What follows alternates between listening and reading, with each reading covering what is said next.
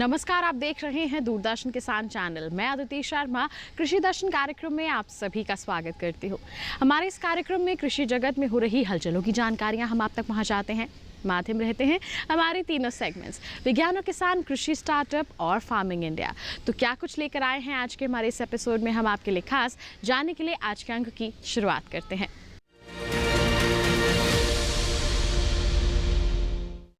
आइए किसान भाइयों बहनों, सबसे पहले नजर डालें मंत्रालय की ओर से क्या कुछ है आज खास। कृषि भवन के डीडी किसान स्टूडियो में हमारे दूरदर्शन किसान संवाददाता वीरेंद्र सिंह संतोष ने NIPHM हैदराबाद के निदेशक डॉक्टर OP शर्मा से खास बातचीत की। क्या कुछ खास रहा इस दौरान, आइए दिखाएं आपको। जैविक खेती और प्राकृतिक खेती को बढ़ावा देने के लिए भारत सरकार के कृषि एवं किसान कल्याण मंत्रालय लगातार प्रयासरत है और ख़ास तौर से जो किसान भाई यूज करते हैं रासायनिक खाद, उस पर से निर्भरता कैसे कम किया जाए, इसी संदर्भ में इस बार के जो बजट है 2024-25 के, उसमें निर्मला सीतारमण जी ने खास तौर से फोकस किया है कि बायो इनपुट रिसोर्स सेंटर देश भर में 10,000 स्थापित किए जाएंगे। और ये जो बायो इनपुट रिसोर्स सेंटर है किस तरह से काम करेंगे, इसी संदर्भ में बात करने के लिए आज हमारे कृषि भवन में जो डीडी किसान स्टूडियो है उसमें बात करने के लिए NIPHM हैदराबाद के डायरेक्टर OP शर्मा जी आए हैं। इस बार के जो बजट है उसमें वित्त मंत्री निर्मला सीतारमण जी ने खास तौर से फोकस किया है कि 10,000 बायो इनपुट रिसोर्स सेंटर स्थापित किए जाएंगे, वो भी पूरे देश भर में। सर, ये बायो इनपुट रिसोर्स सेंटर क्या है और ये किस तरह से काम करेंगे? किसान भाइयों, बायो इनपुट रिसोर्स सेंटर एक इस तरह का बायो जैव उत्पाद संसाधन केंद्र होंगे जिनमें किसानों को जो जैविक और प्राकृतिक खेती है उसमें काम आने वाले विभिन्न प्रकार के जैविक उत्पाद बनाने के लिए तैयार करने के लिए प्रशिक्षण दिया जाएगा। और प्रशिक्षण के उपरांत किसान या किसान समूह जो राज्य सरकार हैं उनके साथ मिलकर इस तरह के बायो इनपुट रिसोर्स सेंटर बनाए जाएंगे जहां पर ये जो प्राकृतिक रूप से तैयार, स्थानीय रूप से तैयार की गई सामग्री है वो किसानों को उपलब्ध हो सकेगी। और इन केंद्रों पर तैयार की गई जो बहुत प्रकार की जो सामग्री जो प्राकृतिक खेती में काम आती है, जैसे जीवामृत, बीजामृत, बहुत से अन्य उत्पाद हैं जैसे ट्राइकोकार्ड है या बहुत से मित्र कीटों का उत्पादन है, ये भी इन केंद्रों पर बना के तैयार करके और कृषकों को प्रदान किए जा सकते हैं, कम समय में स्थानीय स्तर पर उपलब्ध करवाए जा सकते हैं। तो ये एक बहुत अच्छे केंद्र के रूप में कार्य करेंगे और किसानों की जहाँ पर रासायनिक खादों और रासायनिक कीटनाशकों का उपयोग कम होगा, वहीं पर इसमें जैसे किसानों की लागत भी कम आएगी और कृषि को लाभदायक बनाने में इन केंद्रों की एक महत्वपूर्ण भूमिका रहेगी। बायो इनपुट रिसोर्स सेंटर की स्थापना की क्यों ऐसा महसूस किया गया और इसके लिए बजट में अनाउंस किया गया? ये इसलिए ज़रूरी है कि आप समझते हैं भी किसान जैविक और नेचुरल फार्मिंग या प्राकृतिक खेती में रुचि लेने लगे हैं और बाज़ार में भी प्राकृतिक खेती से तैयार किए गए उत्पाद या खाद्य पदार्थ हैं, सब्जियां, फल फ्रूट हैं, उनकी मांग बढ़ रही है। तो किसानों की रुचि को देखते हुए ये आवश्यक हो जाता है कि उनको खेती में उपज बढ़ाए रखने के लिए या अच्छी उपज लेने के लिए वो ऐसी इनपुट का उपयोग करें जिससे उपज भी बढ़े और लागत भी कम आए। तो क्योंकि ये ऐसी उत्पाद या इनपुट हैं जिनका उपयोग किसान अपने स्तर पर या प्राकृतिक रूप से स्थानीय स्तर पर तैयार करेंगे, तभी उनके लिए ये संभव हो पाएगा कि वो कम लागत में खेती को लाभदायक बना सकें। तो ग्राम स्तर पे या कुछ फार्मर्स ग्रुप के लेवल पे इस प्रकार के उत्पाद सेंटर जो बनाए जाएंगे उन पर किसान स्वयं मिलके प्रशिक्षण प्राप्त करके ऐसे उत्पादों को तैयार कर सकते हैं और अपने क्षेत्र के या ग्रुप के किसानों को उपलब्ध करवा सकते हैं। मॉनिटरिंग के भी एक बहुत बड़ी इशू होता है कि ये राज्य सरकार इसको मॉनिटरिंग करे या केंद्र सरकार मॉनिटरिंग करे, किस तरह से करे? केंद्र सरकार की मॉनिटरिंग के लिए जैसे इस बार के बजट में घोषणा हुई है, इसके लिए गाइडलाइन और जो प्रक्रिया है वो तय की जाएगी और राज्य सरकारों को इसके लिए सहयोग प्रदान किया जाएगा। और कुछ राज्य सरकारें वो अभी भी जो अपने स्तर पर इस जो बायो इनपुट रिसोर्स सेंटर बनाने का कार्य है वो कर रही हैं और कुछ राज्यों जैसे केरला, महाराष्ट्र, आंध्र प्रदेश, वहाँ पर छोटे स्तर पर या किसान जो समूह हैं या एफपीओ हैं उनके माध्यम से कुछ केंद्र बनाए भी जा रहे हैं। और हमने देखा है कि प्रशिक्षण प्राप्त करने के बाद किसान समूह इस कार्य को अच्छी तरह से कर पा रहे हैं। 10,000 बनाने के लिए बायो सेंटर है पूरे देश भर में। को 5 साल लक्ष्य रखा गया है या 2 साल का, 1 साल का, कब तक सर इसका? इसकी पूरी जो गाइडलाइन है वो मंत्रालय द्वारा तैयार की जानी है, लेकिन इस तरह से कुछ लक्ष्य या चर्चा की गई है कि भी आगामी 5 साल के अंदर इस प्रकार के केंद्र हम इसका जो लक्ष्य है 10,000 का वो पूरा कर पाएंगे। NIPHM सेंटर है तो इसका क्या इसमें रोल रहेगा सर? और ख़ासतौर से जैसे केंद्र सरकार और राज्य सरकार, इनका क्या रोल रहेगा इस सेंटर? NIPHM जो हैदराबाद स्थित केंद्र सरकार का ही संस्थान है, वहाँ पर हमारे पास बहुत से जो राज्यों से कृषि अधिकारी, कृषि वैज्ञानिक और जो एफपीओ समूह आ रहे हैं उनको हम प्रशिक्षण दे रहे हैं 5 दिन की अवधि का, 3 दिन की अवधि का। उसके माध्यम से वो आसानी से इस प्रक्रिया को समझ पा रहे हैं कि भी किस तरह से जो मित्र कीटों का बढ़ावा देने की बात है या ट्राइकोडर्मा बनाने की या ट्राइकोग्रामा बनाने की बात है, ये जो लाइट ट्रैप है या जो कीट पतंगों को आकर्षित करने के लिए स्टिकी ट्रैप है, इस प्रकार के जो जैविक उर्वरक है, इन सब को बनाने की प्रक्रिया को वो समझ के और अभी कर रहे हैं। तो ये केंद्र सरकार जैसे ही इसकी गाइडलाइन तैयार होंगी उस समय NIPHM के माध्यम से और पूरे देश भर में प्रशिक्षण की सुविधा प्रदान की जाएगी और बहुत से किसानों को प्रशिक्षित करके एक ऐसा माहौल बनाया जाएगा कि नेचुरल फार्मिंग है या प्राकृतिक खेती है वो हर एक किसान हर क्षेत्र तक पहुंच सके और इसको उपज बढ़ाने के दिशा में एक अच्छा कदम हम मान सकते हैं।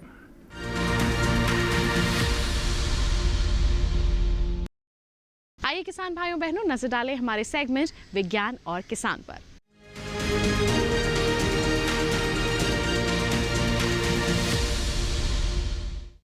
आज के हमारे सेगमेंट में हम बात करेंगे मेंथा की खेती के बारे में।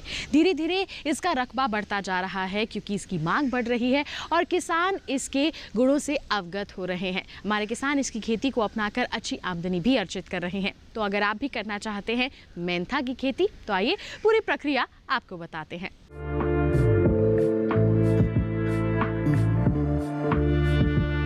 मेंथा की खेती पूरे भारतवर्ष में की जाती है। इसकी खेती मुख्य रूप से उत्तर प्रदेश, राजस्थान, मध्य प्रदेश, गुजरात और पंजाब में की जाती है। मेंथा एक वर्षीय झाड़ीनुमा पौधा है। पूरी दुनिया में मेंथा से निकले मेंथोल तेल की खपत लगभग 9,500 मीट्रिक टन है। मेंथा तेल के उत्पादन में हमारा देश पूरी दुनिया में नंबर 1 है।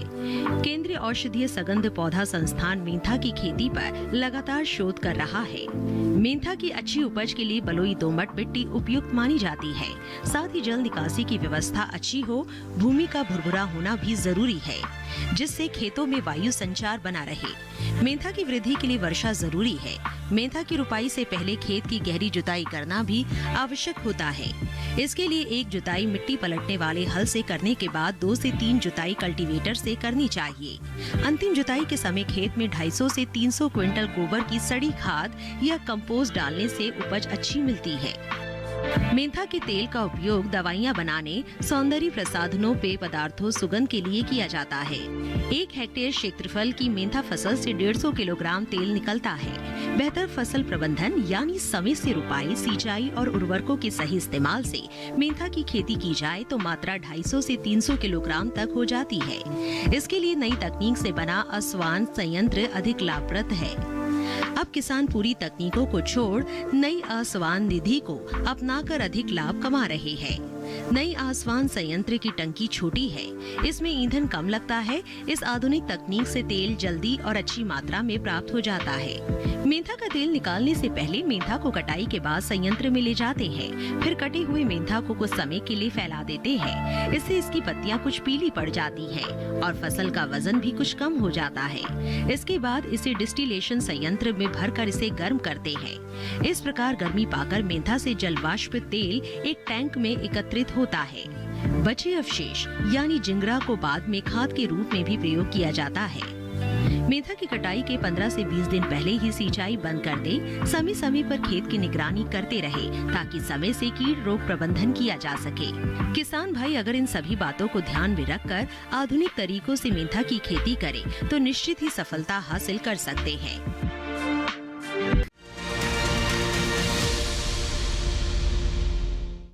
तो ये था सेगमेंट विज्ञान और किसान। इसी के साथ कार्यक्रम में वक्त एक छोटे से ब्रेक का। आप कहीं मत जाइए, देखते रहिए कार्यक्रम कृषि दर्शन और बने रहिए दूरदर्शन किसान पर। नमस्कार किसान मित्रों, मैं हूं आपकी एआई एंकर भूमि। आज हम रेशा फसलों की 6 प्रमुख किस्मों के बारे में बात करेंगे जो वस्त्र उद्योग के लिए अत्यंत महत्वपूर्ण हैं। रेशा फसलों में कपास सबसे महत्वपूर्ण है।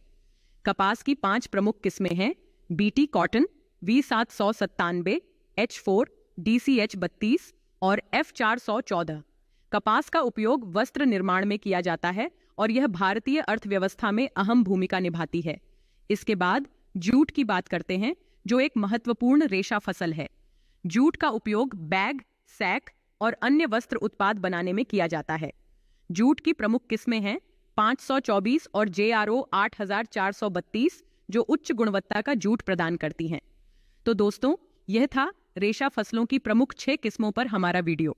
तो आज के लिए बस इतना ही। आप देखते रहिए डीडी किसान। धन्यवाद। ब्रेक के बाद दूरदर्शन किसान के कार्यक्रम कृषि दर्शन में आप सभी का फिर से स्वागत है। आइए अब आपको दिखाएं सेगमेंट कृषि स्टार्टअप।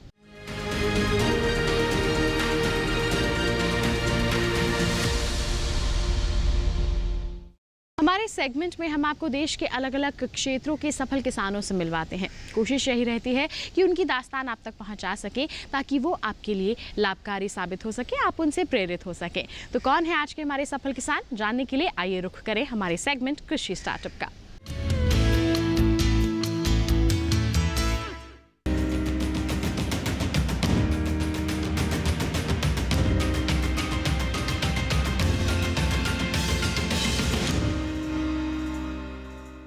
एक ऐसी ही महिला कृषि उद्यमी हैं रीता देवी। झारखंड के रामगढ़ जिले के गोला प्रखंड का एक छोटा सा गांव है डुंडीगाछी, जहां की रहने वाली है रीता, जो आत्मविश्वास से भी लबरेज हैं, जिन्होंने अपने जीवन में कभी हारना नहीं सीखा। इंटर तक की पढ़ाई पूरी करने के बाद 16 वर्ष की कम उम्र में ही इनकी शादी शक्ति राम महतो से हो गई थी। कच्ची उम्र में पारिवारिक दायित्वों का बोझ इनके लिए किसी चुनौती से जरा भी कम न था। समस्याएं बहुत थी, लेकिन उससे निकलने का हुनर रीता को मालूम था। गांव की महिला समिति और ग्राम संगठन के रोजगार समिति से जुड़ने के साथ शुरू हुई इनकी फर्श से अर्श तक पहुंचने की विकास यात्रा। रीता ने राज्य सहित बाहर के राज्यों में प्रशिक्षण प्राप्त कर गांव की अन्य महिलाओं को भी खेती के नए तौर तरीकों से अवगत कराया। इन्होंने खेती के साथ साथ पशुपालन को भी बढ़ावा दिया। गाय बैल के अलावे इनके पास आज 6 बकरियां हैं। एक सफल किसान के साथ साथ रीता देवी सामाजिक और आर्थिक परिवर्तन की संवाहिका भी बन गई हैं। कहते हैं कि उड़ान पंखों से नहीं हौसलों से होती है, और इसकी जीती जागती मिसाल है युवा महिला कृषि उद्यमी रीता देवी। रीता आज कोई आम किसान नहीं है, बल्कि नई सोच और समझ रखने वाली एक प्रगतिशील महिला कृषि उद्यमी है। इन्होंने अपने क्षेत्र में वैज्ञानिक खेती की नींव रखी। आरंभ में रीता को गांव वालों के ताने भी सहने पड़े, लेकिन इन्हें इनके इरादों से कोई विचलित न कर पाया। रीता देवी के पास कुल 50 डिसमिल जमीन है, जिस पर कई तरह की फसल तो उगाती ही हैं, लेकिन इस क्षेत्र में पहली बार फूलों की खेती और बीज उत्पादन का काम रीता देवी ने शुरू किया। इन्होंने अपनी 25 डिसमिल जमीन पर एक टमाटर बीज उत्पादन का कार्य भी शुरू किया। रीता ने गांव के प्रत्येक किसानों को उन्नत बीज उपलब्ध करवाकर पैदावार में भी बढ़ोतरी की है, और यही कारण है कि गांव के दूसरे किसान आज रीता के मुरीद हो गए हैं। रीता लोगों की आजीविका को सशक्त बनाकर नारी सशक्तिकरण की दिशा में भी अहम भूमिका का निर्वाह कर रही हैं। ये सामाजिक समस्याओं के निदान में भी बढ़ चढ़कर हिस्सा लेती हैं। रीता देवी वन रक्षा समिति की सक्रिय सदस्य भी हैं। कल तक जो इन पर तंज कसा करते थे, आज वे भी रीता से आर्थिक मदद प्राप्त कर रहे हैं। रीता देवी आज अपने क्षेत्र में किसी परिचय की जरा भी मोहताज नहीं। इन्होंने अपनी मेहनत से जो मुकाम हासिल किया है, वो हम सब के लिए प्रेरणा का स्रोत है। इनकी कामयाबी पूरे देश और राज्य के लिए गर्व की बात है। उनकी उपलब्धियों के लिए उन्हें सलाम।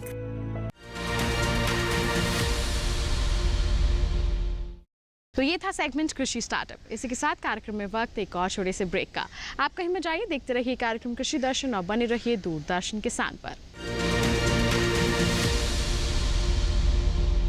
नमस्कार किसान मित्रों, मैं हूं आपका एआई एंकर कृष। आज हम शर्करा फसलों की 4 प्रमुख किस्मों के बारे में बात करेंगे। ये फसलें चीनी उत्पादन के लिए उगाई जाती हैं और भारत की कृषि में महत्वपूर्ण भूमिका निभाती हैं। शर्करा फसलों में सबसे महत्वपूर्ण फसल है गन्ना। गन्ने की 4 प्रमुख किस्में हैं: CO 86,032, CO 0238, CO 62,175 और CO 740। ये किस्में उच्च पैदावार देती हैं और चीनी उत्पादन के लिए उपयुक्त होती हैं। गन्ने से गुड़, चीनी और अन्य उत्पाद बनाए जाते हैं जो भारतीय मिठाइयों और पेय पदार्थों में महत्वपूर्ण भूमिका निभाते हैं। तो दोस्तों, यह था शर्करा फसलों की प्रमुख 4 किस्मों पर हमारा वीडियो। तो आज के लिए बस इतना ही। आप देखते रहिए डीडी किसान। धन्यवाद। ब्रेक के बाद दूरदर्शन किसान के कार्यक्रम कृषि दर्शन में आप सभी का फिर से स्वागत। आइए अब आपको दिखाएं हमारा अगला सेगमेंट, फार्मिंग इंडिया।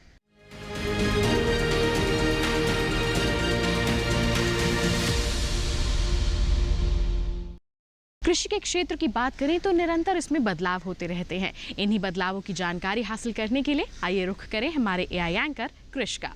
नमस्कार, आप देख रहे हैं डीडी किसान। मैं हूं एआई कृष और आज हम हरियाणा, उत्तर प्रदेश और बिहार में होने वाली खेती किसानी से संबंधित सलाहों के बारे में पूरी जानकारी देंगे। हरियाणा के किसान कपास के खेतों को खरपतवार से मुक्त रखें। यहां कपास को सफेद मक्खी के प्रकोप से बचाने के उपाय कर लें। हरियाणा में ही बैंगन, आलू, टमाटर, भिंडी, मूंग और ग्वार को भी सफेद मक्खी के प्रकोप से बचाने के उपाय भी कर लें। साथ ही यहां इस मौसम में किसान सभी खेतों में जल निकासी की व्यवस्था बनाए रखें।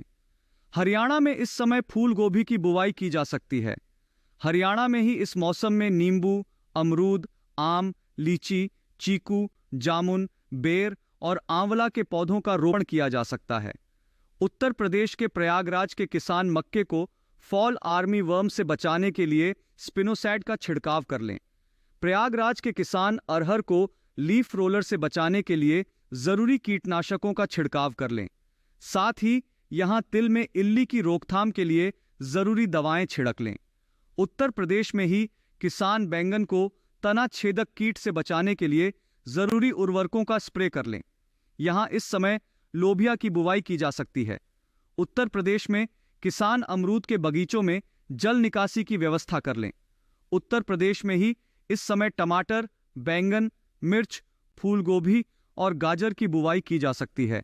साथ ही यहाँ की किसान प्याज की बुवाई के लिए खेत तैयार कर लें। बिहार के किसान बाजरा की बुवाई के 30 दिन बाद इसमें नाइट्रोजन की पहली खुराक डाल लें। बिहार में इस समय मिर्च और बैंगन के पौधे लगाए जा सकते हैं। यहाँ इस समय फूल गोभी, पत्ता गोभी और नोल खोल की नर्सरी लगाई जा सकती है। बिहार में धान में झुलसा रोग के लक्षण दिखाई देने पर जरूरी दवाओं का छिड़काव कर लें। इसी तरह कृषि और किसानों से जुड़ी हर महत्वपूर्ण जानकारी के लिए हमारे साथ जुड़े रहिए और देखते रहिए डीडी किसान। धन्यवाद।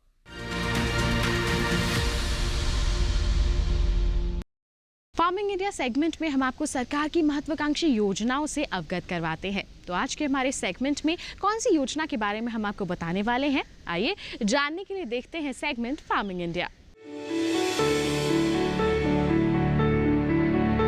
वो हुनर ही क्या जो संघर्ष से न भरा हो, वो जुनून ही क्या जिससे लोहा न पिघला हो, वो सपना ही क्या जो पूरा ना हो, वो पत्रकार ही क्या जो समाज से न जुड़ा हो। ये है झारखंड के एक छोटे से गांव महेशपुर की रूबी खातून। कुछ कर गुजरने के जज्बे ने रूबी खातून को आज पत्रकार दीदी बना दिया है। कम्युनिटी जर्नलिस्ट ये बहुत ही बड़ा नाम है। अभी हम अगर कम्युनिटी जर्नलिस्ट के रूप में काम नहीं करते तो मुख्यमंत्री जी से अवार्ड नहीं मिलता। हमारे गांव में जो मेले लगे तो उनमें भी हमें सम्मानित किया गया, वो नहीं मिलता। रूबी 2013 में बरकत आजीविका सखी मंडल की सदस्य बनी, जिससे रूबी को मास्टर बुक कीपर का काम मिला। इसके बाद रूबी ने टैबलेट पर काम करना सीख लिया, जिससे वो टैबलेट दीदी कहलाने लगी। लेकिन रूबी के अंदर सामाजिक स्वीकृति और सराहना की भूख थी और उसके बाद रूबी ने सामुदायिक पत्रकार बनने का निर्णय लिया। तो हमारा जो कम्युनिटी जर्नलिस्ट का काम है तो ये सिर्फ गांव के लोगों के लिए ही है। लोगों का आजीविका अधिक बढ़ाने के साथ साथ किस तरह से दीदी लोग अपना योगदान उस पर दे रहे हैं, ये सारा चीज हम लोग देखते हैं। आज महेशपुर गांव को रूबी खातून की पत्रकारिता की वजह से अलग ही पहचान मिल रही है, क्योंकि रूबी सखी मंडल की महिलाओं की सफलता की कहानियों को देश और दुनिया तक पहुंचा रही है। वीडियो बनने के बाद एक अजब सा चमत्कार हो गया कि हर तरफ से लोग कॉल्स आने लगे। हमें भी अंदर से एक एनर्जी आ गई कि चलो बहुत अच्छा हुआ, रूबी बहुत अच्छा काम की मेरे लिए। रूबी के लिखे कई लेख अखबार में छापे जा चुके हैं, जिससे रूबी को अपनी जॉब के साथ अलग आमदनी भी होने लगी है। रूबी अपने लेख और वीडियोस को सोशल मीडिया पर भी साझा करती है। आज रूबी अपने काम के बल पर देश भर में जानी जाने लगी है। सामुदायिक पत्रकार के रूप में रूबी ने दिल्ली में आयोजित सरस आजीविका मेले को भी कवर किया था। मैं इस वक्त इंडिया गेट पे लगे सरस आजीविका मेले पे खड़ी हूँ। यहाँ पे पूरे देश भर की महिलाएं स्वयं सहायता समूह से जुड़ के अपने अपने प्रोडक्ट लेके आए हुए हैं। यहाँ पे आप भी आएँ और प्रोडक्ट को देखें और मेले का आनंद उठाएं। मैं रूबी खातून, कैमरामैन राकेश के साथ, इंडिया गेट। छोटे से गांव की रूबी के दिल्ली के सफर ने झारखंड की अन्य महिलाओं के मन में भी पत्रकारिता का सपना जगा दिया। कई महिलाएं ग्रामीण विकास मंत्रालय के तहत संवाददाता सखी की ट्रेनिंग में हिस्सा बनी, जहां चुनी हुई सखी मंडल की महिलाओं को अलग अलग किस्तों में लिखने, फोटोग्राफी एवं सोशल मीडिया का प्रशिक्षण दिया जाता है, जिससे कि वे एक कुशल कम्युनिकेटर बन सकें। इस ट्रेनिंग ने बमहनी गांव की लक्ष्मी देवी के जीवन जीने की सोच को ही बदल दिया।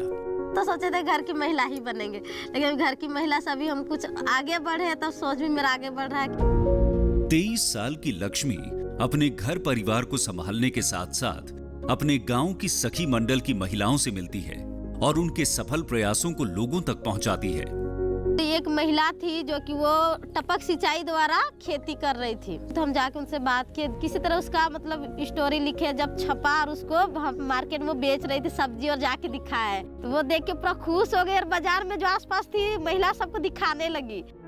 लक्ष्मी पत्रकार दीदी होने के साथ साथ ग्राम सभा की अध्यक्ष भी है, जिसके कारण वो सरकार की सभी योजनाओं से परिचित रहती है।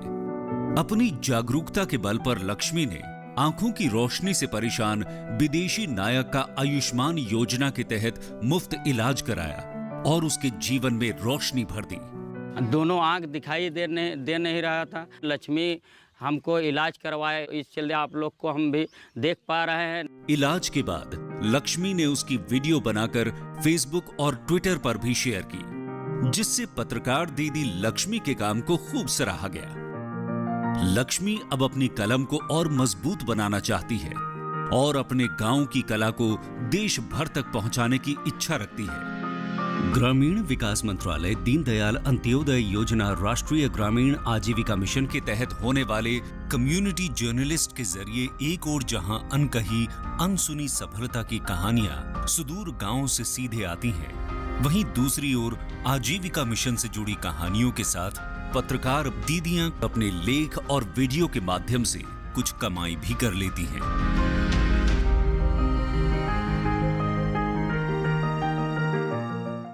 तो ये था सेगमेंट फार्मिंग इंडिया। इसी के साथ बताएं आज के कार्यक्रम में बस इतना ही। आपको बता दें, अगर आपके पास कोई सवाल है, कोई सुझाव है जो आप हम तक पहुंचाना चाहते हैं, तो ईमेल कीजिए हमें। ईमेल आईडी है krishidarshan@gmail.com। या फिर आप हमें पत्र लिख सकते हैं। पता है हमारा कृषि दर्शन, कमरा नंबर 58, CPC दूरदर्शन, खेलगांव, नई दिल्ली 110049। साथ ही आपको बता दें, दोबारा देखना चाहते हैं हमारा ये कार्यक्रम तो आप टीवी स्क्रीन पर दिखाए जा रहे QR कोड को स्कैन कर लीजिए, सीधा पहुंच जाएंगे हमारे YouTube चैनल पर। तो इसी वादे के साथ कि अगले अंक में ऐसी ही नई और महत्वपूर्ण जानकारियां लेकर फिर होंगे हाजिर। तब तक के लिए दीजिए इजाजत, लेकिन आप बने रहिए दूरदर्शन के साथ पर। नमस्कार।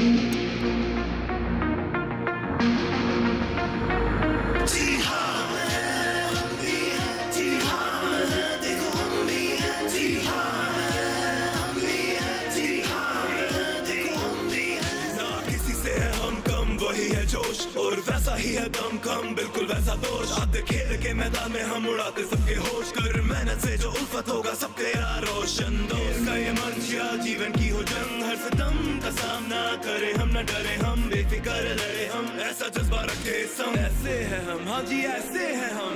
हर एक खिलाड़ी है एक सितारा, आने वाला हर एक पल है अब हमारा।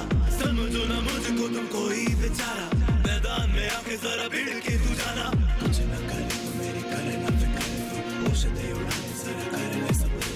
कुछ न करे तो मेरी करे ना फिक्र तू, होश दे उड़ाने जरा कर ले सब्र तू।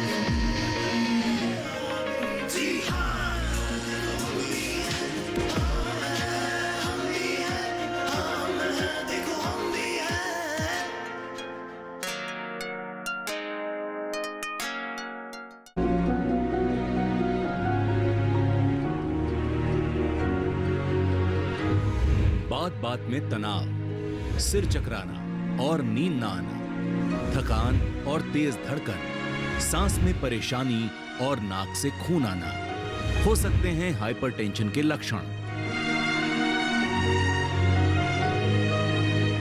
हृदय रोग, लक्षण और उपचार। इस शनिवार स्वस्थ किसान लाइव केवल दूरदर्शन किसान पर।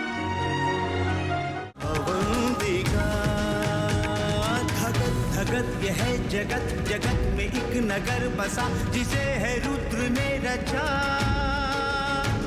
यही पे शिप्रा बह रही, कथा युगों की कह रही, शिवा की ये शिवालिका। नगर है ये अवंतिका, अवंतिका। अवंतिका सोमवार से गुरुवार रात 9 बजे, पुनः प्रसारण दोपहर 12 बजे। सिर्फ डीडी नेशनल पर, देश का पहला चैनल, देश का अपना चैनल।